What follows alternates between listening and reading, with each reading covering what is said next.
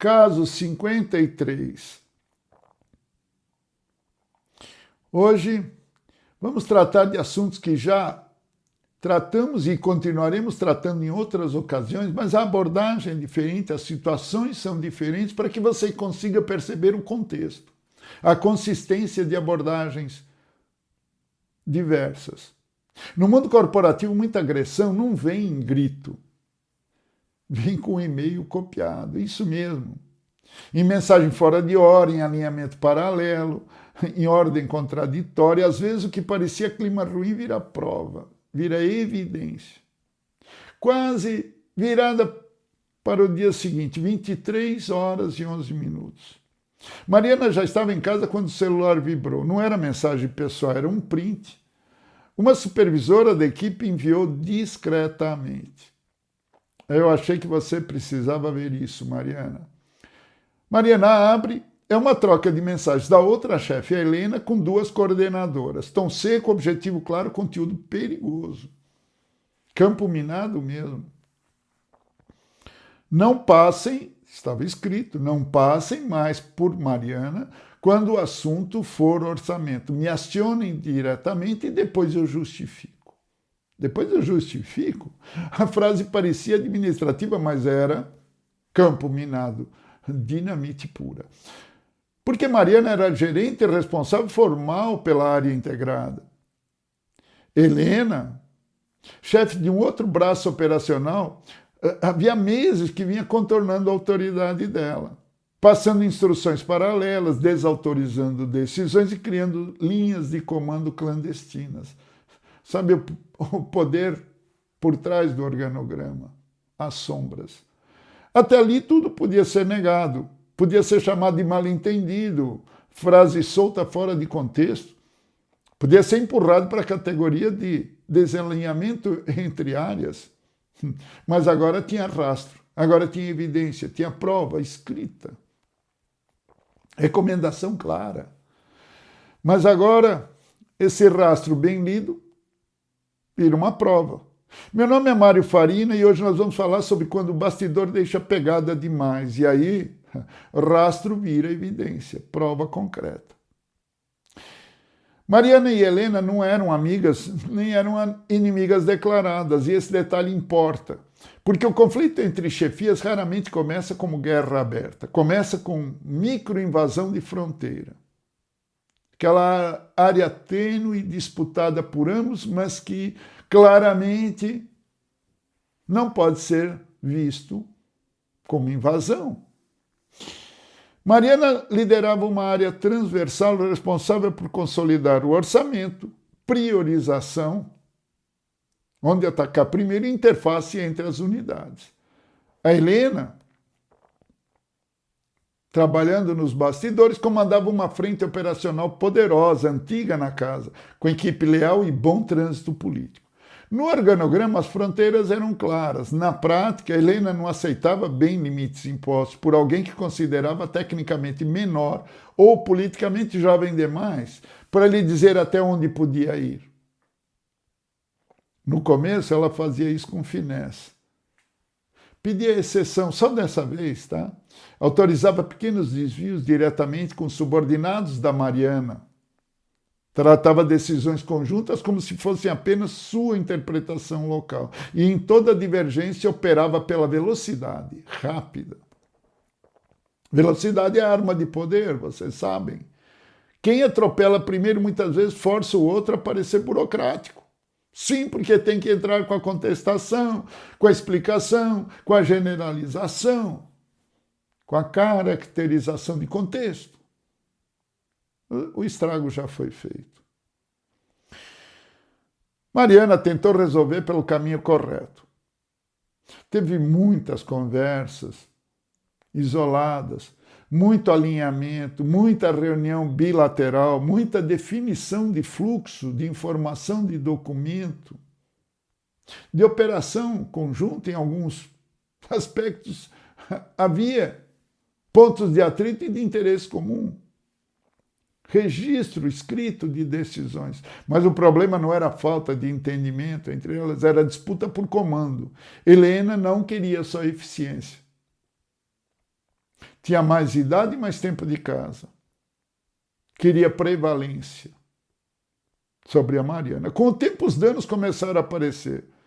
Equipe confusa, sem saber a quem obedecer. Decisões desencontradas. Desgaste de autoridade. Rumores de que a Mariana não segurava a operação. E o mais perigoso, a sensação de que talvez ela estivesse exagerando. Esse é um ponto cruel nos conflitos sofisticados. Quando não há prova, não há evidência, a vítima da corrosão começa a parecer sensível demais. Nossa, é normal do trabalho, por que está tão sensível assim? Por que é tão reativa? Percebe como cola? Mariana quase caiu nessa armadilha, quase aceitou a versão mais confortável para os outros. Elas se acertam, isso aí é dificuldade normal de relacionamento entre chefias. Não era. Era violação sistemática de autoridade. E a coisa piorou. Helena passou a mandar recados por terceiros, a orientar subordinados em canal paralelo, a corrigir frente de equipe. Decisões que não eram dela. A insinuar para diretores que Mariana não tinha pulso suficiente para a complexidade da área. Aí é terrível, porque é o tipo de informação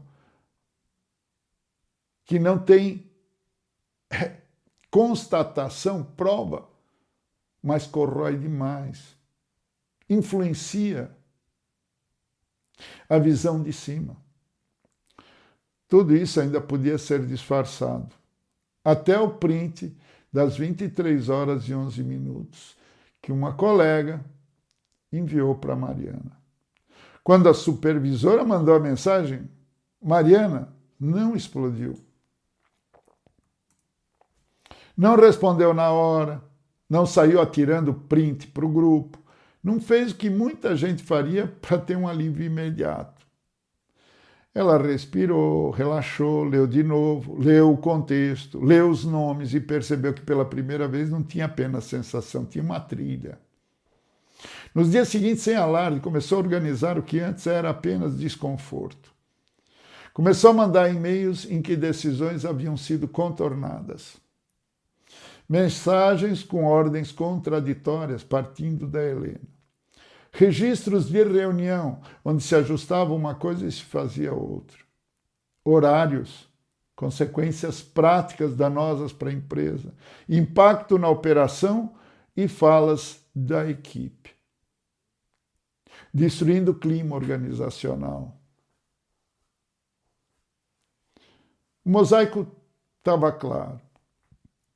Se formou mosaico, peças que se juntaram como num quebra-cabeças e o quadro ficou nítido.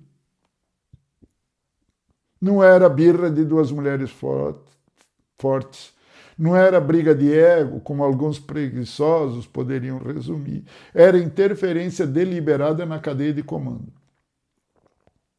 E então, quem pensa antes de reagir, reflete, analisa e cria estratégia, faz o que Mariana fez, o movimento certo. Não levou o caso como queixa emocional, levou como risco de gestão, levou aos níveis corretos, com provas, com contexto, com narrativa, com mosaico formado, quebra-cabeças.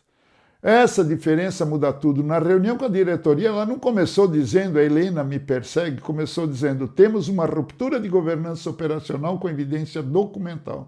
Isso já está afetando clareza de comando, execução e segurança decisória. Linguagem certa, enquadramento certo, provas organizadas. Prova certa. Quando apresentou os registros, a sala não teve como tratar aquilo como clima entre ambas. Clima não deixa histórico de instrução paralela. Clima não gera cadeia de ordens conflitantes. Clima não explica rastro recorrente de desautorização de ordens. Helena tentou se defender como pôde, disse que só estava tentando agilizar, disse que o ambiente estava muito lento, disse que havia urgência, que tudo era para o bem do resultado. Pode ser. Muita invasão de autoridade se fantasia de eficácia, com cara de eficiência. Mas resultado, sem governança vira selva funcional. E selva funcional, quando dá errado, devora justamente quem tentou agir com método. E destrói o resultado da organização. E corrompe subordinados, cria, destrói clima organizacional. No fim, a empresa não demitiu Helena. Não seria simples. Há pessoas que têm um valor tal para a empresa que afastá-las é pior para a empresa. Mas mudou o jogo.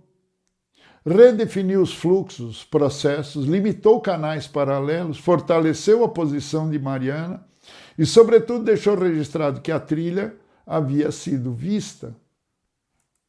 E a continuar haveria consequências. Isso não produz conto de fadas, nem resolve tudo, não, mas produz uma contenção, uma barreira. Não resolve, mas minimiza os efeitos. Em política interna, conter um invasor recorrente às vezes já é uma grande vitória. Se esse caso, diferente do anterior por uma razão central, aqui não estamos diante de sabotagem social difusa entre pares de áreas distintas. Estamos diante de um choque de chefias em que autoridade, limite, fluxo e governança foram sendo corroídos até que a trilha ficou clara.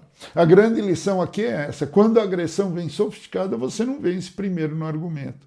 Vence no enquadramento e na apresentação de provas. O tabuleiro, quebra-cabeças completo, deixando inválidas outras abordagens. Mariana só saiu da posição frágil quando deixou de falar de sensação e passou a falar de estrutura, rastro, impacto operacional, prejuízo no resultado e na equipe. Isso vale para homens e mulheres, mas em conflitos femininos de chefia há uma armadilha extra. O ambiente adora reduzir tudo à briga de vaidade. Sim, porque a vaidade feminina é mais acentuada, por natureza. Para não enfrentar a gravidade do problema, às vezes, a direção prefere reduzir isso à briga de vaidade. Táticas. Para quem sofre esse tipo de invasão, não transforme cedo demais em confronto pessoal. Não pode ser confronto pessoal. E sem prova, você acaba limitado a alguém difícil, de difícil relacionamento profissional.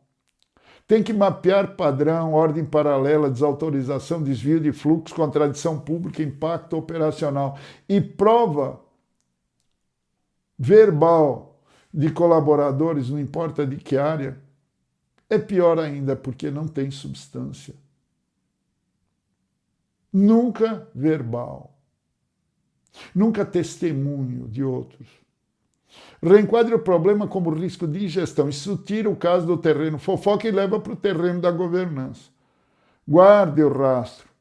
Prints, e-mails, atas, horários, consequências, decisões atravessadas.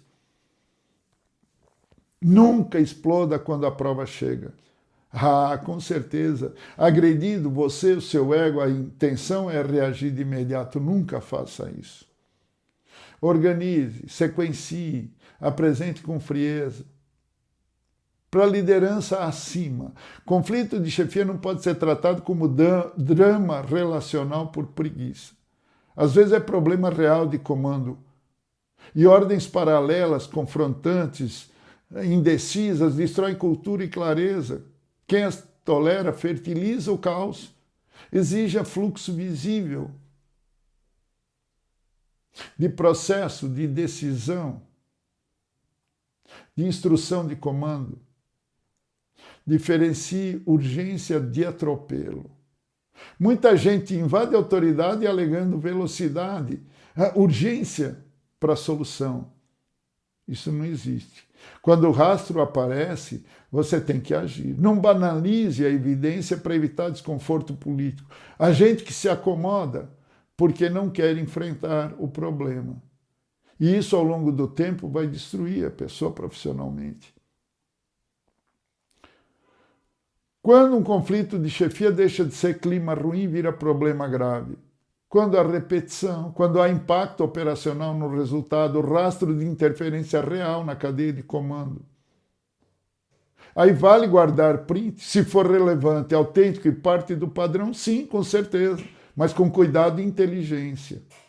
A expertise com esperteza. O maior erro é qual? É levar o caso como mágoa pessoal e não como ruptura de governança, prejuízo operacional. Dá para neutralizar sem destruir todo o ambiente? Às vezes sim, se a empresa tiver maturidade, se o caso for bem enquadrado. Às vezes não. Há níveis superiores que preferem não ver a realidade e encobrir esse tipo de situação. Aí cabe outra decisão, se vale a pena continuar em ambiente tóxico ou começar a preparar um outro caminho profissional. O que faz prova ter força? O contexto, a repetição, coerência, o impacto é importante. Verdade nua e crua, despudorada, desavergonhada, que poucos falam. No trabalho, muita gente só respeita limite quando percebe que seu rastro já foi visto. Ops! Já sabe que sou eu. E aqui vai a pancada final. Há pessoas que confundem competência com licença para invadir o território dos outros. Quando ninguém corrige, esse tipo de comportamento vira cultura para a organização. Quando alguém prova, isso vira constrangimento para o sabotador. Mas são situações extremamente complexas e extremamente custosas, tanto para a organização como a nível pessoal do profissional. Se você gostou desse caso, deixa o like, o dedinho não dói. Se inscreve no canal, escreve nos comentários temas, lendas, pessoas, assuntos urgentes que você gostaria de ver no nosso novo Casos e Carreira Responde. Mande sugestões, porque aqui a gente vai na profundidade, não fica na superfície do iceberg. Quando o rastro aparece, a conversa muda de tom. Então aproveite seu dia, seja feliz e até o próximo Casos e Carreira.